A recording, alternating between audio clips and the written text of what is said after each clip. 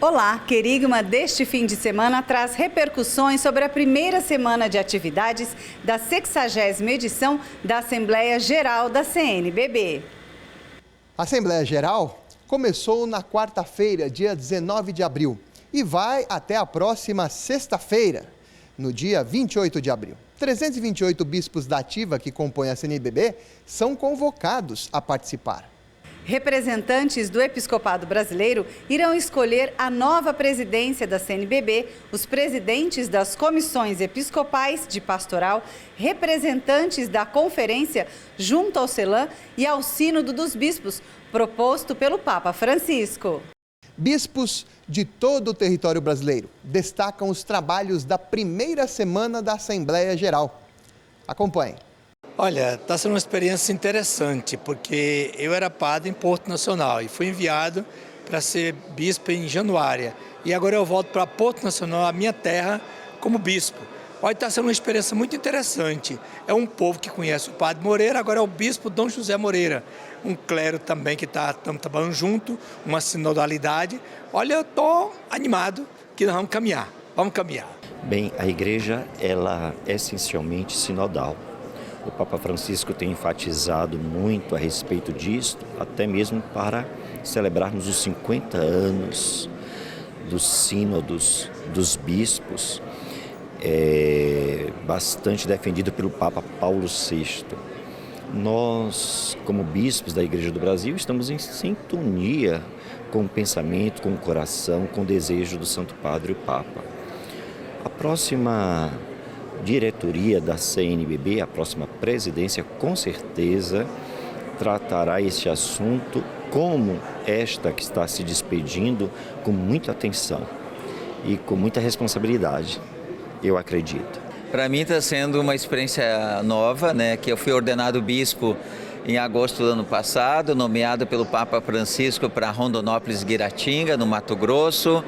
O ano passado eu fui ordenado e já vim para a Assembleia aqui também. Mas eu já tinha a prática de estar aqui desde o tempo como diretor das Pontifícias Obras Missionárias e aqui também vou ter uma participação dentro da Assembleia. Como será essa participação, Dom Maurício? Então, são dois temas que eu irei expor na Assembleia Geral.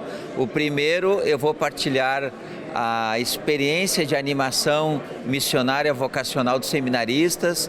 Foi em janeiro, na Arquidiocese de Manaus, 300 seminaristas de todo o Brasil, algo que é promovido pelas Pontifícias Obras Missionárias, e eu vou partilhar com os bispos como é que foi esta vivência vocacional missionária. E também vou falar do 15º Intereclesial das Comunidades Eclesiais de Base, que vai acontecer em julho deste ano, lá na nossa Diocese de Rondonópolis, Guiratinga. A Diocese já está preparada para receber esse grande evento? Está se preparando. Serão 1.100 pessoas de todo o Brasil, serão acolhidas nas famílias da nossa cidade de Rondonópolis e está pronta, assim, a grade está pronta. É um evento assim que marca muito o valor das comunidades dentro da nossa igreja e sejam todos bem-vindos então a Rondonópolis em julho deste ano. Muito trabalho e muito bom o clima. E muito interessante também essa interação, porque nós trabalhamos o dia todo e depois encerramos na Basílica às 6 horas com o Santo Terço e a Santa Missa. Então é o momento em que o povo do Brasil, os católicos, participam também conosco aqui na Assembleia. E claro, além de todos os temas importantes, também o tema central que é a avaliação das diretrizes, perspectivas para as novas diretrizes da ação evangelizadora da Igreja no Brasil, considerando aqueles 4 pilares, a palavra, o pão, a caridade e a missão, também as eleições que vão acontecer. A gente aproveita para agradecer essa presidência que está se encerrando, Dom Valmor Oliveira de Azevedo, que é o presidente, com toda a sua equipe, fizeram uma magnífica gestão nesses 4 anos. Mas agora, claro, começa a se pensar em nomes para a próxima presidência. E o Regional Sul, que é um regional grande também. Como que é feita essa articulação dentro do regional, para as comissões dentro do regional também? Nós tivemos um momento do regional ontem. O nosso regional contém mais de 50 bispos, também os bispos eméritos que participam.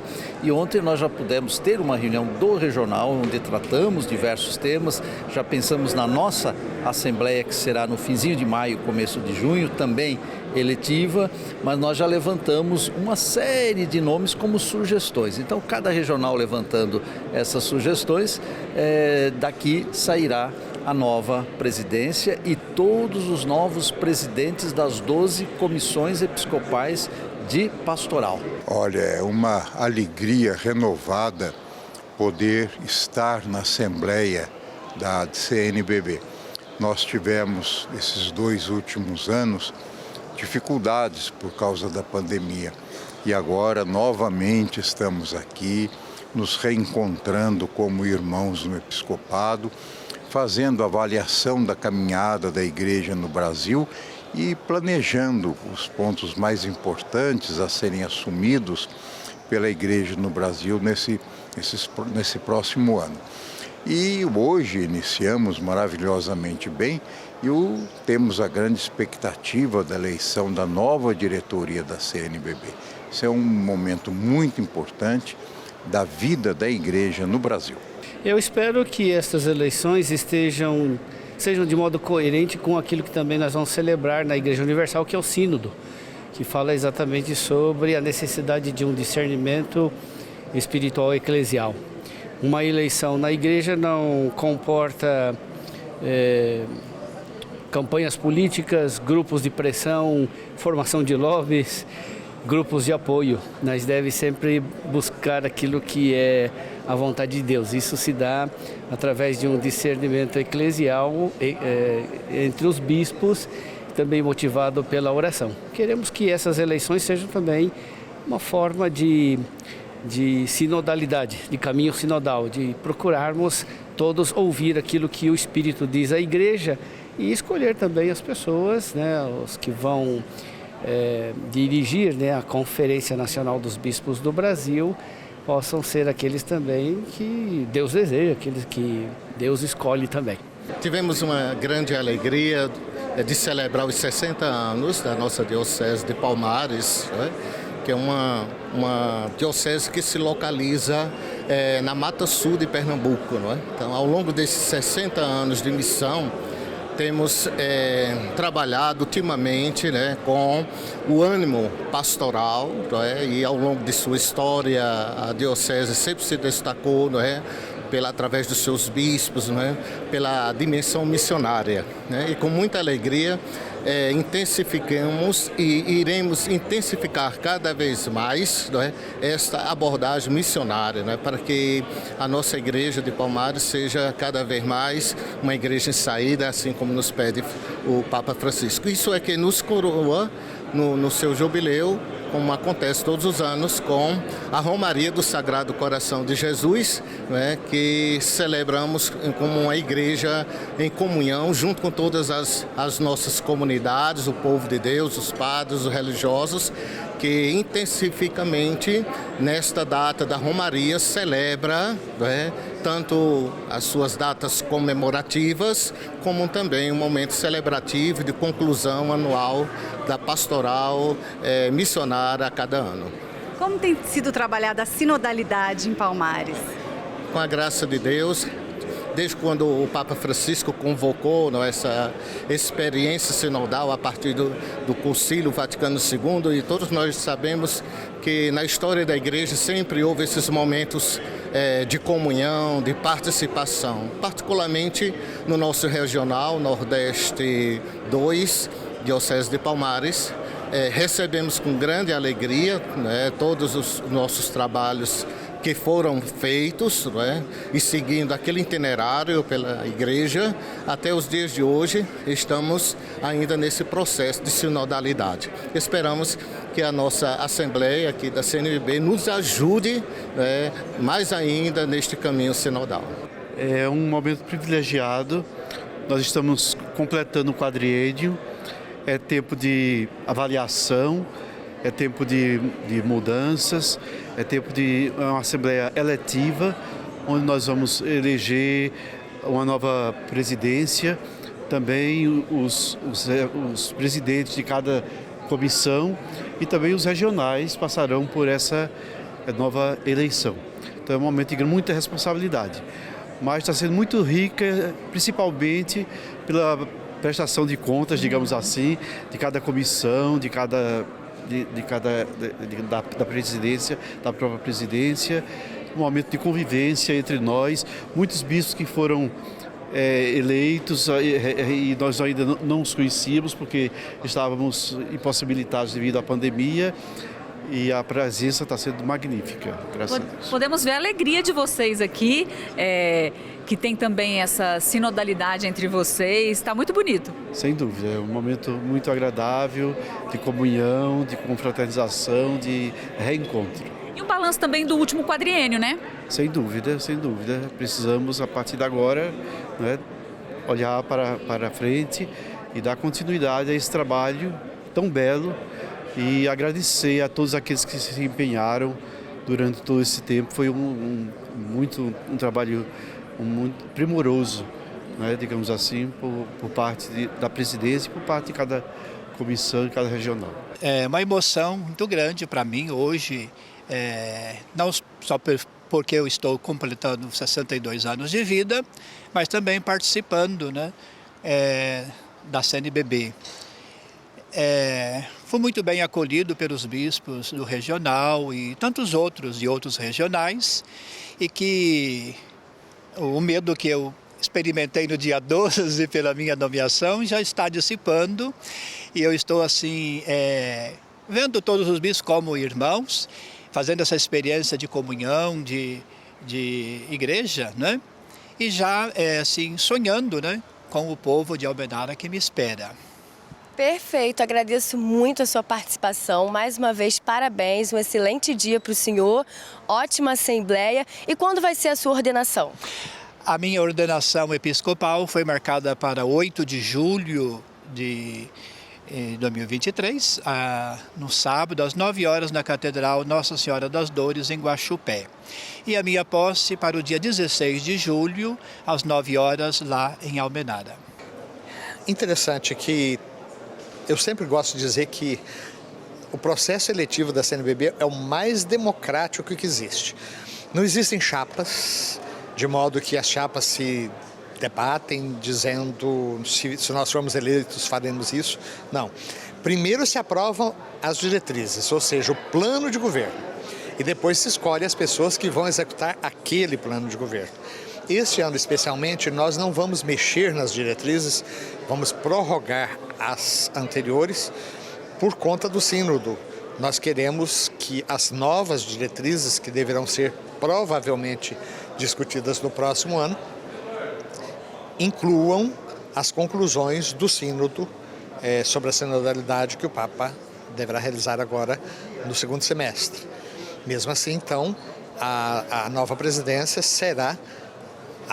terá que levar avante as atuais diretrizes. E eu dizia, é um processo muito democrático, porque primeiro você elege o presidente e todos os bispos, menos os auxiliares, são candidatos a presidente. Elegeu, todos são candidatos a vice, a segundo vice. O secretário costuma ser um auxiliar, porque ele tem que ser dedicação exclusiva. Depois se elege os presidentes de cada uma das 12 comissões e dos delegados do CELAM. Dom Dimas, a eleição vai ser depois do retiro do fim de semana. Por quê? Sempre assim, sempre assim. A nossa responsabilidade é muito grande, então existem assuntos vários para se tratar. Então, ontem foi dedicado às análises de conjuntura sociopolítica, econômica e eclesial. E hoje já tivemos comissão para a liturgia, comissão para a doutrina, mas são temas normais de toda a Assembleia. Mas as eleições são muito sérias, porque afinal de contas é o futuro da conferência durante 4 anos, né? Então a gente para um fim de semana para orar, ouvir, meditar, se rever e depois escolher. Primeiro, o encontro, isso muito nos anima. e depois estarmos juntos para pensar a caminhada pastoral da Igreja no Brasil, a partir daquilo que nos pede o Santo Padre, o Papa Francisco. Então, este encontro, a riqueza da diversidade de tantos estados, de tantas culturas dentro do nosso Brasil, isto enriquece, nos anima e também nos impulsiona para a ação missionária e pastoral. É aqui também um momento de partilha e um momento de troca de experiências. O que o senhor no Crato pode trazer de experiência pastoral naquela diocese? A Igreja do Crato é uma igreja rica na ação missionária, na ação pastoral e juntamente com os romeiros. É uma igreja romeira. E como igreja romeira, de uma experiência de longos anos, esta nossa riqueza do Nordeste do Brasil, ela nos ajuda também a nível de conferência nacional para que possamos pensar, a partir da nossa realidade também, uma ação missionária com os romeiros em outras realidades. Estamos dentro de um santuário, o Santuário Nacional de Aparecida, que também tem o rosto, tem a sua característica de uma igreja romeira, mas nós estamos no Nordeste com a característica nordestina dos romeiros. Nesse final de semana vocês fazem um retiro, já é uma preparação também, um momento espiritual para a eleição na semana que vem? Sim. Todos os anos, a Assembleia, nós temos o retiro. É uma forma de parar, de refletir, de rezar, de pensar e de recarregar a alma para a missão. Mas também pedir as luzes do Espírito Santo para que possamos, na semana que inicia, fazermos uma escolha sensata, uma escolha conforme o coração de Deus e não conforme as nossas ideologias. Bom, eu tenho quase 6 anos de bispo e esta é a 3ª vez que participo presencialmente dessa nossa Assembleia Geral. Tivemos o tempo da pandemia que nos impediu de uma presença efetiva, mas não deixamos de nos encontrar, através da modalidade também virtual. E sem dúvida a presença junto aos nossos irmãos no episcopado nos revigora, nos fortalece e nos faz nos sentir sempre mais nessa comunhão e também nessa missão que nós temos como episcopado aqui no Brasil, nessa igreja tão desafiadora. A beleza do processo sinodal, do caminho sinodal, é justamente o método.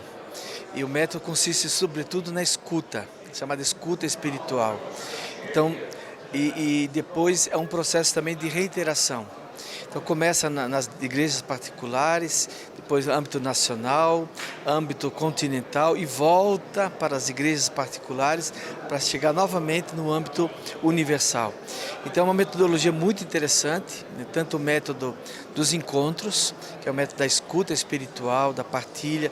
Não se tratam de discussões, mas de partilha, de experiências, de sentimentos. Inclusive a gente teve a oportunidade aqui de expressar isso, que esse método inclusive é oportuno para as igrejas particulares, na elaboração, por exemplo, de planos pastorais e assim por diante. Acho que é uma intuição muito bela para a gente caminhar junto, sínodos.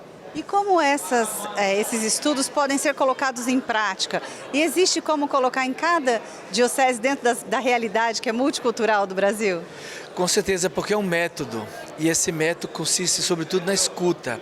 E a escuta a partir da experiência. Então, cada realidade local, cada igreja local traz também uma diversidade de experiências.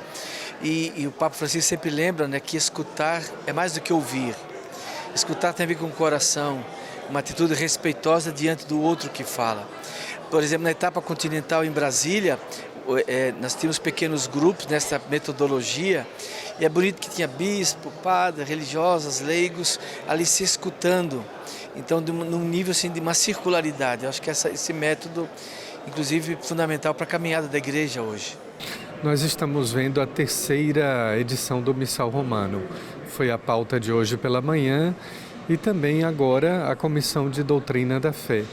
Então, enquanto os grupos, os regionais começam a pensar nas comissões futuras de eleição, a gente se detém, depois da análise de conjuntura, sobre esse importante aspecto da nossa fé celebrada através da nova tradução do Missal Romano, mais fiel ao latim, que é a 3ª edição do Missal. E agora a doutrina da fé, nos apontando também caminhos seguros da doutrina para a evangelização. É uma assembleia bastante especial. porque de fato é uma assembleia eletiva, isso tem um aspecto, uma relevância muito grande. É também um momento de avaliação do quadriênio, um quadriênio marcado aí pela pandemia, marcado também por algumas instabilidades do ponto de vista político, econômico, e a gente faz um saldo bastante positivo. Agora, nessa primeira parte, a presidência apresentou o relatório da presidência, muito bem feito, e a gente pôde vislumbrar, então, os avanços que foram feitos a despeito da pandemia e das dificuldades.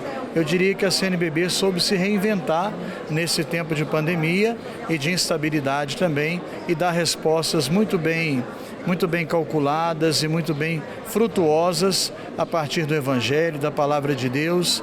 E eu também, como fui subsecretário-geral, claro, me orgulho também de ter participado dessa história e quero render graças a Deus e pedir a Deus que essa Assembleia seja fecunda e possa renovar, trazer comunhão, participação e missão à nossa igreja no Brasil. O senhor que esteve aqui como sacerdote, como está sendo para o senhor estar aqui como bispo agora? É uma experiência nova, né? É uma alegria poder fazer parte dessa família. A estatística ali, hoje foi apresentada a estatística, quase 500 bispos, entre eméritos e bispos na ativa. Então, um corpo muito grande, o maior episcopado do mundo e a força da nossa igreja, né? A força que está não só nos números, mas também na comunhão, a força que está no Cristo ressuscitado. Porque Ele quem age na igreja é na força do Espírito e também na força do ressuscitado que a igreja caminha. Muito se fala sobre a tradução, concluída a tradução, a revisão do Missal Romano. Mudou algo na missa ou não?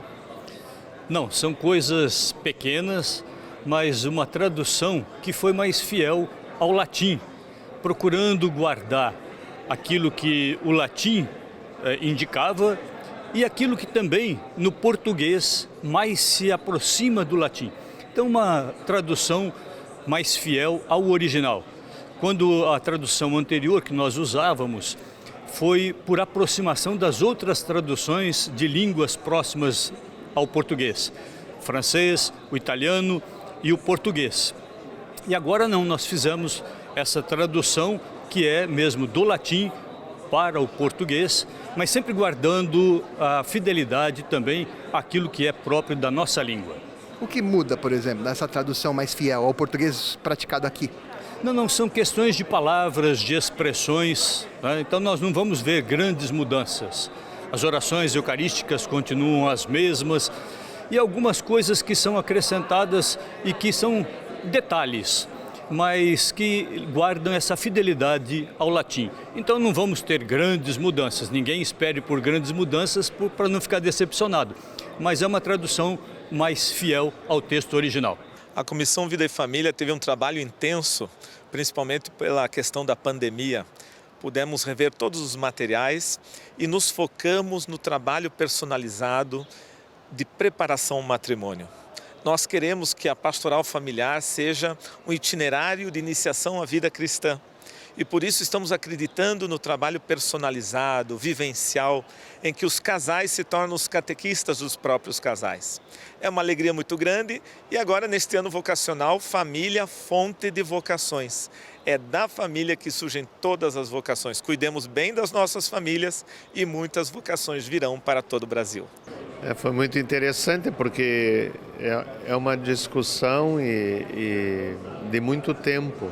Eu não peguei desde o início, mas acho que foi muito frutuoso e a avaliação que eu faço é que tudo aquilo que foi proposto, que foi revisado, que foi organizado, saiu de maneira, eu acho que contentou a todos. Então, eu acho que os bispos em geral, acho que praticamente 100% ficaram muito satisfeitos com o resultado desse novo essa nova edição do Missal Romano. Agora, muitos podem pensar, nossa, a missa vai mudar? Não é assim, né? Não muda nada. Aliás, isso é sempre muito interessante, né? Quando vem alguma coisa nova, já se pensa em alteração, mudança, como é que fica, né? Um padre um dia me perguntou, mas O outro missal, o que a gente vai fazer dele? Bom, paciência. Agora nós vamos iniciar a partir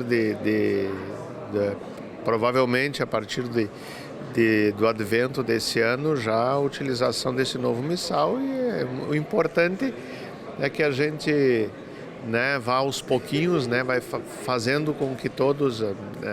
porque não tem grandes mudanças no missal.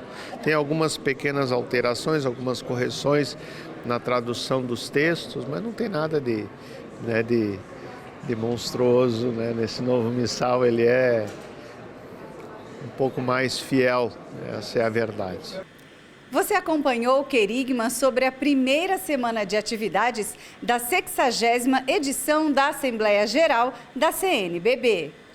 A Assembleia Geral da CNBB, que tem cobertura total da Rede Vida. A partir desta segunda-feira, dia 24, os bispos passarão a eleger os colegas do episcopado nessa Assembleia Eletiva. E você acompanha todos os detalhes aqui pela Rede Vida.